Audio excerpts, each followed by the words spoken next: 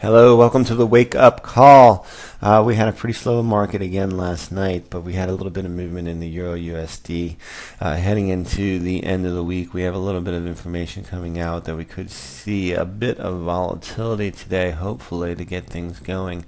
Just closed the New Zealand trade that I held over last night because of the triangle break. Just haven't seen any volatility, or we haven't even seen a real push forward. Closed for positive, a couple, 3 or 4 pips. Looking for, I guess, a target up to 82.35. I mean, it still looks like that it does have the potential to move higher, but I don't want to risk 30 pips for the possibility of, with these kinds of markets, maybe moving up to 82.35. So it's a one-to-one reward, but it doesn't seem like it's really worth it. If we rehash the Euro JPY trade that we did, Aussie JPY trade that we did close at the perfect point at 80.70 because the pair now is stuck in a narrow range between 80.70 and 80.35. Let's take a look at the rest of the majors. We have the Euro USD popping higher right at the open of trading, but since then basically consolidating. It's sitting right now at the resistance at the 50 fib, and it did actually, if you look at it in a longer run, have a pretty nice move here from 128.35 up to 129.86 over the last few days. Now that it's sitting at this 50 fib, I would expect that if we were going to have another push lower, this is which sellers would come in looking for a push lower into next week. But if we do break above the 50 fib, we could easily be back in the fib range that we talked about earlier in the week between 0.13029 and 129.43, and we'll have to wait for a break of that range. Basically, we are in that range now. That's what I would be looking for. A break of the range to the top side targets 131.70. A break to the range to the bottom targets move back down to 128.35. The bottom of the range being 129.43. The Great Britain USD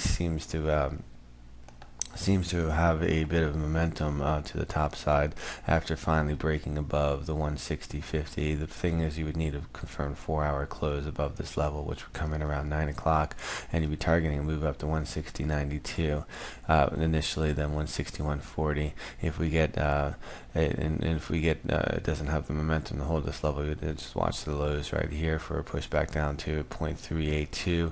Ultimately, the goal was for a push down to the 50 fib this week at 159.03. At this point, I don't think we're going to get that, but keep your eyes open and look for sellers that might come in around the 160.90 level.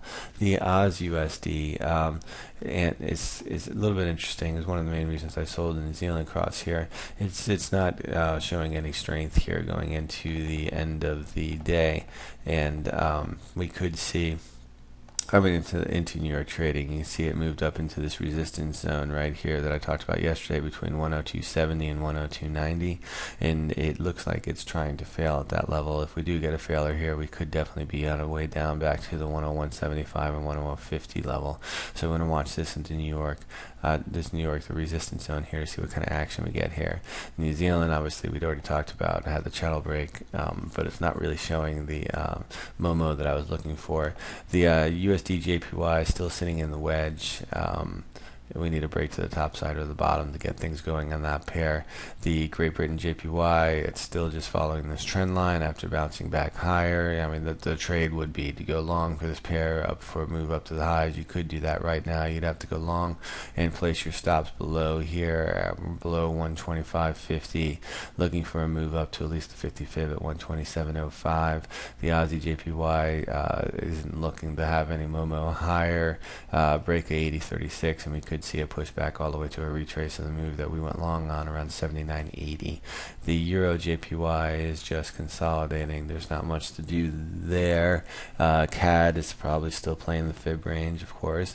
New Zealand drifting sideways, and the USD CAD just drifting sideways. So heading into tonight's trading, we're going to watch the Euro at this fib range, see if we get a break of either side.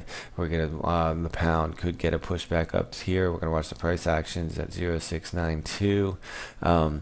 The Aussie and New Zealand are looking a little bit weak with the bottom of this zone. You could go short here with your stops above 102.90, looking for a move down to 101.50. The New Zealand is sitting mid-range, but not much move on the triangle break, and the cat and the JPY is in a wedge.